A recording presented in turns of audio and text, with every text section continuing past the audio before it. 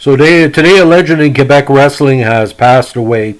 You know, a lot of Americans think of Pat Patterson as, again, one of the stooges, Vince McMahon's right-hand guy, but in many books that have been written about the history of wrestling in Quebec, or Eastern Canada pretty much, this guy is a cornerstone, not only for what he did for his type of wrestling, what he called kayfabe, but his dedication to singles and tag team wrestling. It paved the way from a lot of Quebec wrestlers, including Chris Jericho, the Vachons, everybody else, the Leducs.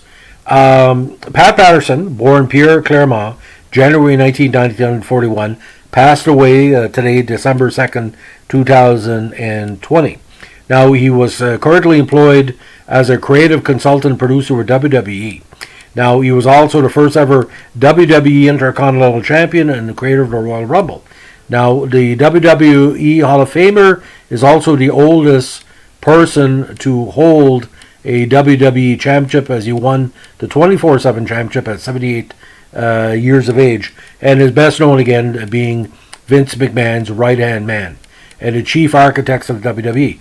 But we're not going to talk about that because that's a very deep thing.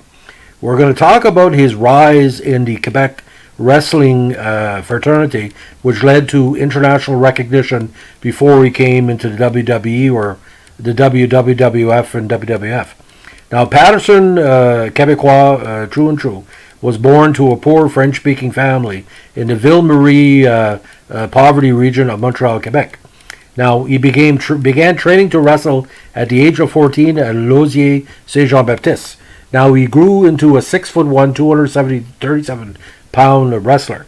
Now, he was raised a Roman Catholic and at one time served as an altar boy. He expressed an interest to be a priest and becoming one himself, but when was advised it would not have worked because he was deemed too adventurous. But there was another reason as well. We're getting back in a second. Now, his early career started in 1958. We debuted in Montreal, Quebec, at the Palais des Sports for promoter Silvio Sampson. Early in his career, he performed as Killer Pat Patterson. Now, in '62, after 4 years in the Montreal wrestling wars, as we say, despite speaking no English, moved to the States to pursue his professional wrestling career and eventually became a U.S. citizen.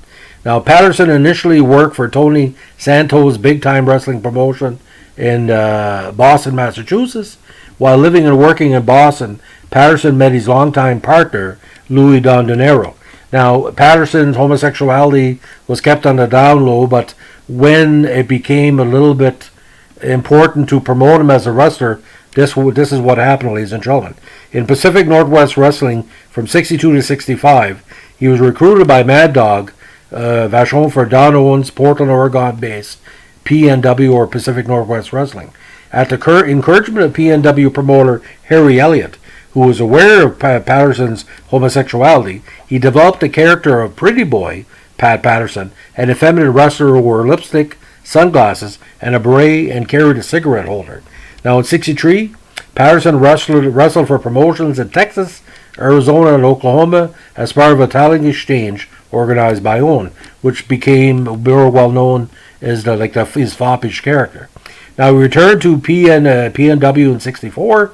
He eventually held the NWA Pacific Northwest Tag Team Championship on 2 occasions that year. On October 2nd, '64, he defeated Pepper Martin for the NWA Pacific Northwest Heavyweight Championship. He held the title for 6 weeks before losing to Martin, and Patterson again won the championship in '65 and '66. Now, he became a superstar, in my view, as part of the Blonde Bombers, as part of big-time wrestling in San Francisco between '65 and '77. In January '65, he was hired by Roy Shire for his San Francisco-based promotion, of course, Big Time Wrestling. And if you ever can see this on YouTube, it's one of the best visually presented wrestling promotions of his era. Now, at Shire's request, Patterson dyed his hair blonde to form a tag team with the dangerous Ray Stevens in a squad known as the Blonde Bombers. The duo won the NWA World Tag Team Championship in '65 and again in '67. The Blonde Bombers were described by Bret Hart, one of his longtime friends, the Excellence of Execution, as probably as one of the best tag teams of the 1970s, and I tend to agree. They were over like crazy, ladies and gentlemen. Now in 65, Patterson wrestled for the NWA Western States Wrestling in Amarillo, Texas, as Lord Patrick Patterson, winning the NWA North American Heavyweight Championship and NWA Brass Knuckles Championship. In the same year, he undertook a 6-week tour of Japan, facing the great Antonio Inoki in a series of bouts. Now, after Stevens turned face in the late 60s, he had a feud with the heel Patterson, culminating in the 1970s Texas Death Match, in which Stevens won the title from Patterson. Now, in 1771, Patterson wore a mask during his matches and would cheat by placing a foreign object under the match to add power to his headbutts.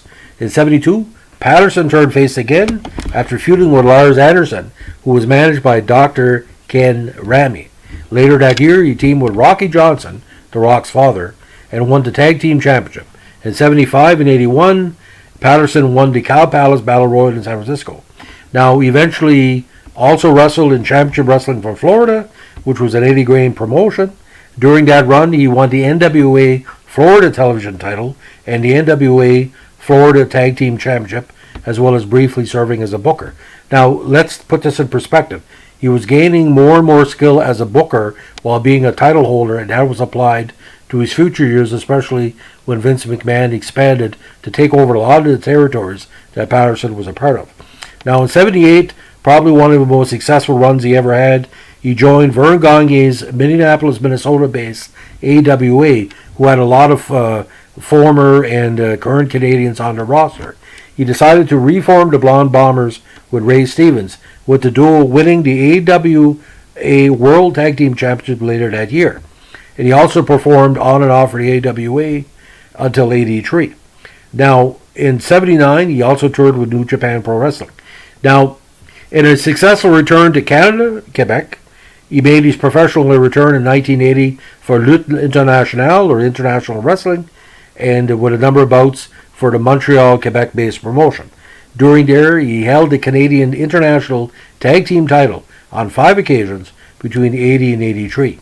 Now, he finally landed in the WWE or WWF in 1979, became North American champion. He worked as a heel there under tutelage of manager the Grand Wizard. As a villain, Patterson's primary feuds were with then WWF North American champion Ted DiBiase and heavyweight champion Bob Backlund. Now, during a television taping on June 9th in Allentown, Pennsylvania, Patterson defeated DiBiase for the North American title by using a pair of brass knuckles to knock out DiBiase. Patterson was unsuccessful, however, at winning the WWF Heavyweight Championship from Backlund. Now, this is where we're going to end this podcast because there's too much information on Patterson afterwards. But in September 79, because he was North American champion and because of his international recognition also in Canada, he was awarded the initial WWF Intercontinental Championship, which then was a secondary championship for his mid-card wrestlers. He was crowned a company champion during an alleged tournament in Rio de Janeiro.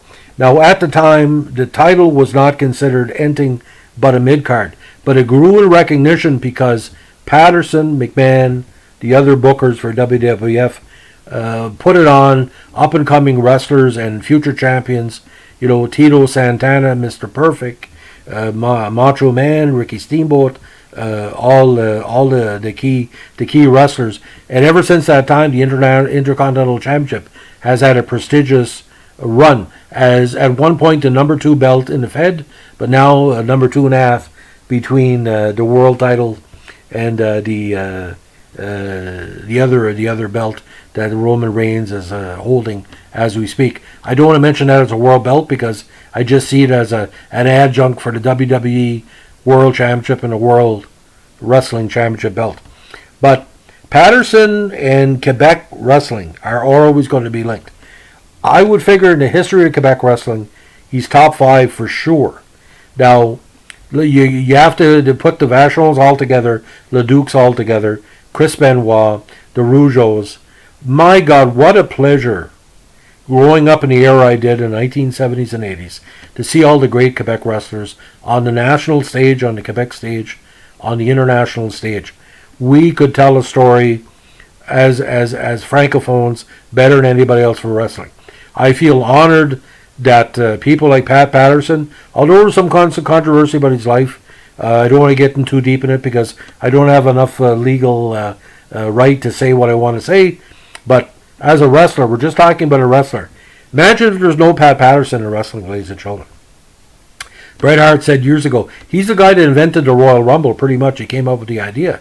Because they had battle royals, but not in that, format where they have a wrestler come in.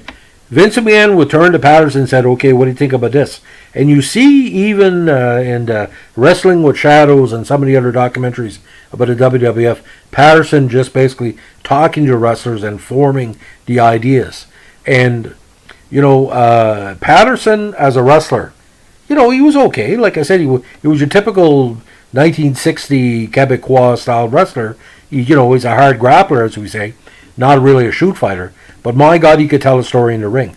Because, the queer, the homo character, the queer character that he played, no one other than Adrian Street, a few others could play it like he could play it. But like I said, memories go back. When you have somebody like Pat Patterson dies, and, other athletes have passed away. You look at hockey players like Howie Meeker passed away recently, and, Tom Seaver and people like that. There's legends and they're icons, and some of them are legends and icons at the same time. Pat Patterson is a legend and icon because you got to look at this, ladies and gentlemen. 60 some years he was involved in wrestling in every way. He paved the way for so many Quebec wrestlers, and he opened the door for a lot of Quebec wrestlers as well. But, you could talk in many, many minutes and moons about different podcasts. But again, rest in peace, Pat Patterson. As the days go on, we're going to hear more and more about the book he wrote, talk about the Mad Dog Mitchells and Screwjobs, the book about Quebec wrestling. Please read those books, and it'll give you more details that I'm providing in a 12-minute podcast. I never met the guy, but I met people that work with him, and he had nothing but good things to say about his intelligence and his dedication to kayfabe, part of wrestling. Have a good evening. Bye.